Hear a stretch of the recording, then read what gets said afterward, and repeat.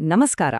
ಬನ್ನಿ 2026ನೇ ವರ್ಷ ಮೇಷರಾಶಿಯವರಿಗೆ, ಅದರಲ್ಲೂ ಅಶ್ವಿನಿ, ಭರಣಿ ಮತ್ತು ಕೃತ್ತಿಕಾ ನಕ್ಷತ್ರದಲ್ಲಿ ಹುಟ್ಟಿದವರಿಗೆ ಹೇಗಿರ್ಲಿದೆ ಅಂತ ಆಳವಾಗಿ ನೋಡೋಣ. ಈ ವರ್ಷ ಇದೆಯಲ್ಲ, ಇದು ಸವಾಲುಗಳು ಮತ್ತೆ ಅವಕಾಶಗಳ ಒಂದು ಅದ್ಭುತವಾದ ಮಿಶ್ರಣ ಅಂತಾನೆ ಹೇಳ್ಬೋದು. ಇದ್ರ ಬಗ್ಗೆ ಪೂರ್ತಿಯಾಗಿ ತಿಳ್ಕೊಳ್ಳೋಣ ಬನ್ನಿ. ಮೊದಲಿಗೆ ಈ ನಕ್ಷತ್ರ ಅಂದ್ರೆ ಏನು ಅಂತ ಸಿಂಪಲ್ ಆಗಿ ಅರ್ಥ ಮಾಡ್ಕೊಳ್ಳೋಣ. ನೋಡಿ, ವೈದಿಕ ಜ್ಯೋತಿಷ್ಯದಲ್ಲಿ 27 ಜನ್ಮ ನಕ್ಷತ್ರಗಳಿವೆ. ನಾವು ಹುಟ್ಟಿದಾಗ ಚಂದ್ರ ಯಾವ ನಕ್ಷತ್ರದಲ್ಲಿ ಇರ್ತಾನೋ ಅದೇ ನಮ್ಮ ಜನ್ಮ ನಕ್ಷತ್ರ. ಇದು ನಮ್ಮ ಸ್ವಭಾವ ಮತ್ತು ನಮ್ಮ ಜೀವನದ ದಾರಿಯ ಮೇಲೆ ದೊಡ್ಡ ಪ್ರಭಾವ ಬೀರುತ್ತೆ. ಹಾಗಾದ್ರೆ 2026 ಮೇಷರಾಶಿಯವರಿಗೆ ಯಾಕೆ ಅಷ್ಟೊಂದು ಮುಖ್ಯ? ಕಾರಣ, ಇದೇ ವರ್ಷದಿಂದ ಶನಿ ಸಾಡೆಸಾತಿ ಶುರುವಾಗ್ತಿದೆ. ಅಂದ್ರೆ ಶನಿಯ 7.5 ವರ್ಷಗಳ ಪ್ರಭಾವದ ಒಂದು ದೊಡ್ಡ ಸೈಕಲ್ ಸ್ಟಾರ್ಟ್ ಆಗ್ತಿದೆ. ಇದು ನಿಜಕ್ಕೂ ಒಂದು ಕಠಿಣ ಪರೀಕ್ಷೆಯ ಸಮಯ, ಜೊತೆಗೆ ಜೀವನದಲ್ಲಿ ಒಂದು ದೊಡ್ಡ ಬದಲಾವಣೆ ತರುವ ಸಮಯ ಅಂತಾನೂ ಹೇಳಬಹುದು. ಸರಿ, ಈ ವಿಶ್ಲೇಷಣೆಯಲ್ಲಿ ನಾವು ಏನೇನ್ ನೋಡೋಣ ಅಂದ್ರೆ, ಮೊದಲು ಮೇಷರಾಶಿಗೆ 2026 ಒಟ್ಟಾಲೆಯಾಡಿ ಹೇಗಿದೆ ಅಂತ ನೋಡೋಣ. ಆಮೇಲೆ ಅಶ್ವಿನಿ, ಭರಣಿ ಮತ್ತು ಕೃತ್ತಿಕಾ ನಕ್ಷತ್ರದವರಿಗೆ ಪ್ರತ್ಯೇಕವಾಗಿ ಹೇಗಿರಲಿದೆ ಅಂತ ತಿಳ್ಕೊಳ್ಳೋಣ. ಮತ್ತು ಕೊನೆಗೆ ಈ ವರ್ಷವನ್ನು ಯಶಸ್ವಿಗೊಳಿಸೋಕೆ ಬೇಕಾದ ಕೆಲವು ಸೂಪರ್ ಟಿಪ್ಸ್ ಕೂಡ ಇರುತ್ತೆ. ಓಕೆ, ಹಾಗಾದ್ರೆ ನಮ್ಮ ಮೊದಲ ಭಾಗಕ್ಕೆ ಹೋಗೋಣ. ಮೇಷ 2026 ಒಂದು ಮಹಾಪರೀಕ್ಷೆಯ ವರ್ಷ. ಈ ವರ್ಷ ಗ್ರಹಗಳ ಆಟ ನಮ್ಮ ಜೀವನವನ್ನು ಹೇಗೆ ಆಡಿಸಲಿದೆ ಅಂತ ನೋಡೋಣ ಬನ್ನಿ. 2026ರಲ್ಲಿ ಮುಖ್ಯವಾಗಿ 2 ದೊಡ್ಡ ಗ್ರಹಗಳ ಪ್ರಭಾವ ಇದೆ. ಒಂದು ಕಡೆ 12ನೇ ಮನೆಯಲ್ಲಿ ಶನಿ. 12ನೇ ಮನೆ ಅಂದ್ರೆ ಖರ್ಚು, ನಷ್ಟ ಮತ್ತು ಆಧ್ಯಾತ್ಮದ ಜಾಗ. ಇಲ್ಲಿ ಶನಿ ಬಂದ್ರೆ ಸಹಜವಾಗಿಯೇ ಒತ್ತಡ, ವಿಪರೀತ ಖರ್ಚು ಮತ್ತೆ ಏನೋ ಒಂಥರ ಕೈ ಕಟ್ಟಿ ಹಾಕಿದ ಹಾಗೆ ಅನ್ಸ್ಬಹುದು. ಇದೇ ಈ ವರ್ಷದ ದೊಡ್ಡ ಪರೀಕ್ಷೆ. ಆದ್ರೆ ಇನ್ನೊಂದು ಕಡೆ 3ನೇ ಮನೆಯಲ್ಲಿ ಗುರು ಇದ್ದಾನೆ. ಇದು ಧೈರ್ಯ, ಕಮ್ಯುನಿಕೇಷನ್ ಮತ್ತೆ ಸ್ಕಿಲ್ಸ್ನ ಸ್ಥಾನ. ಸೊ ಗುರು ಇಲ್ಲಿರೋದ್ರಿಂದ ಹೊಸದನ್ನು ಕಲಿಯೋಕೆ, ಧೈರ್ಯವಾಗಿ ಮಾತಾಡೋಕೆ, ಒಳ್ಳೊಳ್ಳೆ ಕಾಂಟ್ಯಾಕ್ಟ್ಸ್ ಮಾಡ್ಕೊಳ್ಳೋಕೆ ಅದ್ಭುತ ಅವಕಾಶಗಳನ್ನ ಕೊಡ್ತಾನೆ. ಸೊ ಈ ವರ್ಷದ ಸಕ್ಸೆಸ್ ಇರೋದೇ ಈ 2 ಗ್ರಹಗಳ ನಡುವೆ ಬ್ಯಾಲೆನ್ಸ್ ಮಾಡೋದ್ರಲ್ಲಿ.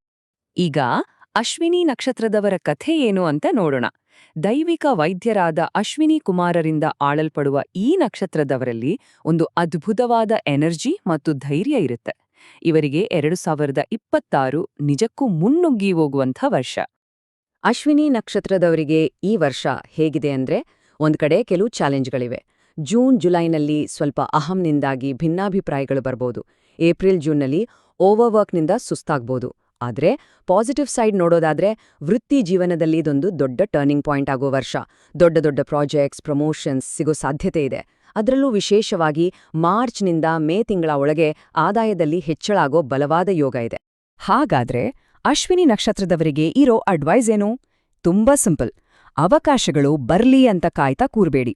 ಧೈರ್ಯದಿಂದ ಒಂದು ಹೆಜ್ಜೆ ಮುಂದೆ ಇಡಿ. ಅವಕಾಶಗಳನ್ನ ನೀವೇ ಕ್ರಿಯೇಟ್ ಮಾಡ್ಕೊಳ್ಳಿ. ನಿಮ್ಮ ಶಕ್ತಿಯೇ ಈ ವರ್ಷ ನಿಮ್ಮನ್ನ ಗೆಲ್ಲಿಸುತ್ತೆ. ಮುಂದೆ ಭರಣಿ ನಕ್ಷತ್ರ. ಯಮಧರ್ಮರಾಯರಿಂದ ಆಳಲ್ಪಡುವ ಈ ನಕ್ಷತ್ರ ಅಂದ್ರೇನೆ ಜನನ, ಮರಣ ಮತ್ತು ಪುನರ್ಜನ್ಮದಂಥ ದೊಡ್ಡ ಪರಿವರ್ತನೆಗಳ ಸಂಕೇತ. ಸೊ ಭರಣಿ ನಕ್ಷತ್ರದವರಿಗೆ 2026 ಒಂದು ರೀತಿ ಪುನರ್ಜನ್ಮದ ವರ್ಷ ಅಂತಾನೆ ಹೇಳ್ಬೋದು. ಭರಣಿ ನಕ್ಷತ್ರದವರ ಮೇಲೆ ಗ್ರಹಗಳ ಪ್ರಭಾವ ಸ್ವಲ್ಪ ಕಾಂಪ್ಲೆಕ್ಸ್ ಆಗಿದೆ. ಒಂದೊಂದಾಗಿ ನೋಡೋಣ. 12ನೇ ಮನೆಯಲ್ಲಿರೋ ಶನಿ ಹಳೆಯದನ್ನೆಲ್ಲ ಬಿಟ್ಬಿಡು, ತ್ಯಾಗ ಮಾಡು ಅಂತ ಒತ್ತಡ ಹಾಕಬಹುದು. ಇನ್ನೊಂದ್ ಕಡೆ 11ನೇ ಮನೆಯಲ್ಲಿರೋ ರಾಹು ಇದಕ್ಕೆ ತದ್ವಿರುದ್ಧ. ದೊಡ್ಡ ಮಟ್ಟದ ಲಾಭ, ಹೊಸ ಕಾಂಟ್ಯಾಕ್ಟ್ಸ್ ತಂದ್ಕೊಳ್ಬಹುದು. 4ನೇ ಮನೆಯಲ್ಲಿರೋ ಗುರು ಕುಟುಂಬದಲ್ಲಿ ಸಂತೋಷ ತಂದ್ರೆ, 5ನೇ ಮನೆಯಲ್ಲಿರೋ ಕೇತು ಪ್ರೀತಿಯಲ್ಲಿ ಆಳವನ್ನು ಹುಡುಕೋಕೆ ಪ್ರೇರೇಪಿಸ್ತಾನೆ. ಸೊ ಈ ವರ್ಷ ಭರಣಿ ನಕ್ಷತ್ರದವರಿಗೆ ಇರೋ ದೊಡ್ಡ ಚಾಲೆಂಜ್ ಏನು ಗೊತ್ತಾ? ರಾಹುವಿನಿಂದ ಬರೋ ಸಂಪಾದನೆ ಮಾಡೋ ಆಸೆ ಮತ್ತೆ ಶನಿಯಿಂದ ಬರೋ ಆಧ್ಯಾತ್ಮಿಕವಾಗಿ ಎಲ್ಲವನ್ನೂ ಬಿಟ್ಬಿಡ್ಬೇಕು ಅನ್ನೋ ಅಗತ್ಯ. ಈ 2ರ ನಡುವೆ ಬ್ಯಾಲೆನ್ಸ್ ಮಾಡೋದು. ನೆನ್ಪಿಡಿ, ಹಳೆಯದನ್ನು ಬಿಟ್ಟಾದ ಮಾತ್ರನೇ ಹೊಸದೊಂದು ಜೀವನ ಶುರುವಾಗೋದು. ಹಾಗಾದ್ರೆ ಈ ಸವಾಲ್ಗಳನ್ನ ಎದುರಿಸೋಕೆ ದಾರಿ ಇಲ್ವಾ? ಖಂಡಿತ ಇದೆ. ಕೆಲವು ಸರಳ ಪರಿಹಾರಗಳನ್ನ ನೋಡೋಣ. ಶನಿಯ ಪ್ರಭಾವವನ್ನ ಬ್ಯಾಲೆನ್ಸ್ ಮಾಡೋಕೆ ನಿಸ್ವಾರ್ಥ ಸೇವೆ ಅಂದ್ರೆ ಸೇವಾ ಕಾರ್ಯಗಳಲ್ಲಿ ಭಾಗವಹಿಸಿ. ಗುರುವಿನ ಆಶೀರ್ವಾದ ಹೆಚ್ಚಾಗೋಕೆ ಗುರುವಾರ ದಾನ ಮಾಡಿ.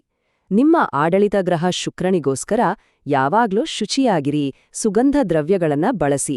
ಮತ್ತು ಮನಸ್ಸಿನ ಭಯ, ಆತಂಕ ಕಡಿಮೆ ಆಗೋಕೆ ಶಿವನ ಆರಾಧನೆ ತುಂಬಾ ಸಹಾಯ ಮಾಡುತ್ತೆ.